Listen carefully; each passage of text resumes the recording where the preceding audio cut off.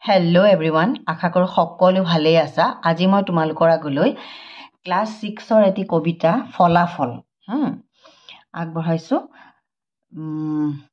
কবি হৈছে নৱকান্ত বৰুৱাদেৱ। এইখন কিতাপ কাৰ চলে তেখেতসকলৰ হ'ব। এতিয়া চোৱা, ফলাফল কবিতাটো মই এটা কাৰণেই পঢ়ি দিছোঁ। এই ফলাফল কবিতাটো যদিও ক্লাছ 6ত আছে, কিন্তু এই কবিতাটো ইয়াৰ সাৰমৰ্ম সকলোৱে উপলব্ধি কৰিব পাৰিব। একেবাৰে সৰু সৰু ল'ৰা ছোৱালীৰ পৰা একেবাৰে বয়োজ্যেষ্ঠজনৰ কাৰণে এই কবিতাটো প্ৰযোজ্য। এতিয়া মই কবিতাটো পঢ়ি দিছোঁ। ফলাফল। এদিন দেখিলোঁ এহাল ডাঙৰ অজগৰ হৈ ক্ৰুদ্ধ, মানে লাগে যদি ছাৰক সুধিবা, লাগিলে ভীষণ যুদ্ধ।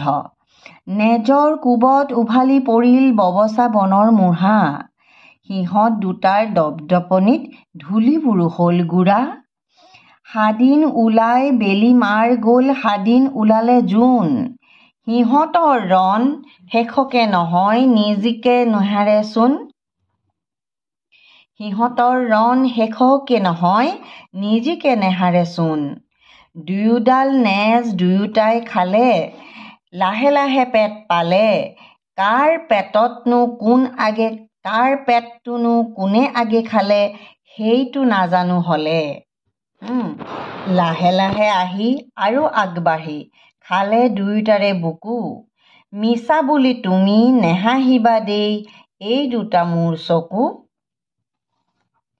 তাৰ পিছদিনা মোৰ দুয়োটাও খাওঁতে খতম হ'ল, সিহঁত দুটাৰ কাজিয়াৰ চিন ববচাজোপাহে ৰ'ল। মোৰ কথা যদি পতিয়ন নাহে, আহিবা এদিন বাৰু, সিহঁতে উভলা ববচাজোপাকে আনি দেখুৱাব পাৰোঁ।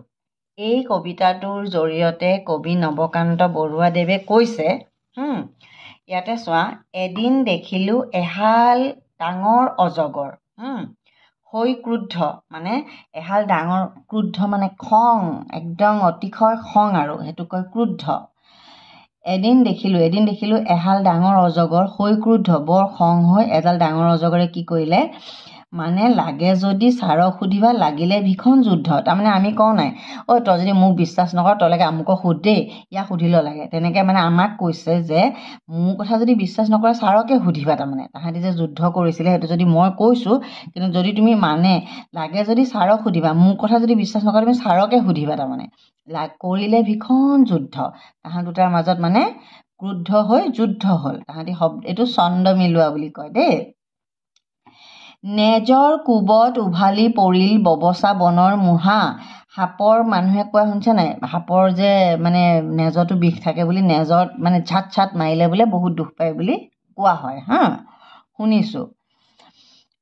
নেজৰ কোবত উভালি পৰিল ববচা বনৰ মুঢ়া, তাহাঁত দুটা কাজিয়াত নেজডালে ধাপ মাৰোঁতে ববচা বনৰ মুঢ়াকেইটা উঘালি পৰিল। সিহঁত দুটাৰ দপদপনিত ধূলিবোৰো হ'ল গুড়া, তাহাঁত দুটা ইমানেই দপদপাইছে নহয়, ধূলিবোৰ গুড়া হৈ গ'ল। সাদিন ওলাই বেলি মাৰ গ'ল, সাদিন ওলালে জোন। তাৰমানে কথাটো কি হ'ল চোৱা, 7 দিন বেলি ওলাই মাৰ গ'ল, মানে কি 7 দিন বেলি ডুব গ'ল, আকৌ জোন ওলালে, আকৌ দিন হ'ল, আকৌ 7 দিন দিন ৰাতি পাৰ হৈ গ'ল। মিনিংটো সেইটোৱে, কিন্তু তেখেতে ধুনীয়াকৈ হেৰিটো ছন্দ মিলাব লাগিব যে, সেইকাৰণে এনেকৈ লিখিছে। সাদিন ওলাই বেলি মাৰ গ'ল, সাদিন ওলালে জোন, সিহঁতৰ ৰণ শেষকে নহয় নিজিকে নেহাৰেচোন। তাৰমানে দুইটা সমান, ইটোও নেহাৰে সিটোও নিজিকে, তেনেকুৱা। তাৰমানে দুইটাও নেহাৰে দুইটাও নিজিকে, পুৰা তয়াময়া লাগিছে। তাৰমানে সেইটো কাৰণে কৈছে, সিহঁতৰ ৰং শেষকে নহয় নিজিকে নেহাৰেচোন। দুয়োডাল নেজ দুয়োটাই খালে, লাহে লাহে পেট পালে, ইটোৱে সিটোৰ নেজকেইডাল খাই পেলালে। গৈ পেলাই নেজৰ পৰা নেজ পাৰ হৈ গৈ কি খালে, পেট পালেগে। কাৰ পেটটোনো কোনে আগে খালে, সেইটোহে নাজানো হ'লে। কোনটোৰ পেট কোনে আগে খালে, দুইটাই সমানে লাগি আছে সঁচা, কোনটোৰ পেটটো কোনটোৱে আগে খালে কবিয়ে সেইটো ধৰিব নোৱাৰিলে। লাহে লাহে আহি আৰু আগবাঢ়ি খালে দুয়োটাৰে বুকু, ইটোৱে সিটোৰ বুকুকেইখন খালেহি, নেজ পেট, এতিয়া ক্ৰমান্বয়ে বুকু পাইছেহি। মিছা বুলি তুমি নেহাঁহিবা দেই, এই দুইটা মোৰ চকু দুটাই যি কি দেখিছোঁ মই সেইটোহে কৈছোঁ, তুমি মিছা বুলি মোক নক'বা, এইটো কৈছে।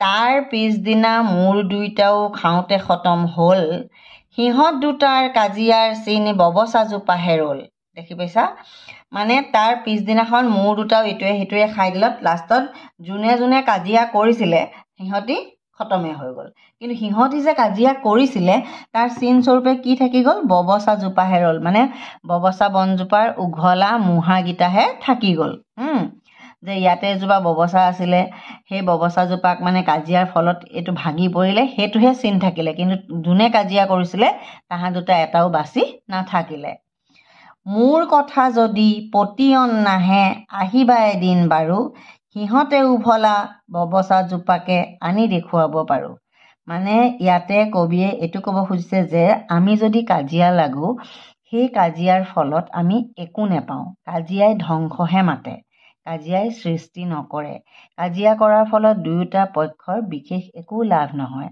মাত্ৰ হানিহে হয় আৰু কাজিয়াৰ চিন স্বৰূপে লাষ্টত ধ্বংসস্তূপটোহে থাকি যায় ইয়াতে নৱকান্ত বৰুৱাদেৱে ইমান সুন্দৰকৈ কবিতাটিৰ জৰিয়তে আমি মানৱ জীৱন পাই কেনেদৰে ভালকৈ থাকিব লাগে মিলিজুলি থাকিব লাগে মানে প্ৰত্যক্ষভাৱে নহয় পৰোক্ষভাৱে তাকহে কৈছে আৰু এটা প্ৰত্যক্ষভাৱে এইটো কথা কৈছে যে কাজিয়া লাগিলে আমাৰ কাৰো একো লাভ নহয় বৰঞ্চ কাজিয়াৰ ফলত ধ্বংসহে হয় আশা কৰোঁ কবিতাটো ভাল লাগিলে যদি কবিতাটো ভাল লাগিলে ভিডিঅ'টো লাইক এটা কৰিবা আৰু পুনৰ কৈছোঁ যিসকলে প্ৰথমবাৰৰ বাবে চেনেলটো ক্লিক কৰিছে প্লিজ ছাবস্ক্ৰাইব কৰিবলৈ নাপাহৰিব যদি আপোনালোক যথেষ্ট ডাঙৰ হৈছে যদি আপোনালোকৰ ঘৰত কোনোবা সৰু ল'ৰা ছোৱালী আছে তেখেতসকলৰ লগতো ভিডিঅ'টো শ্বেয়াৰ কৰিবলৈ নাপাহৰিব পুনৰবাৰ কৈছোঁ যিসকলে অলৰেডি চেনেলটো ছাবস্ক্ৰাইব কৰিছে তেখেতসকলক বহুত বহুত ধন্যবাদ আৰু যিসকলে প্ৰথমবাৰৰ বাবে চেনেলটো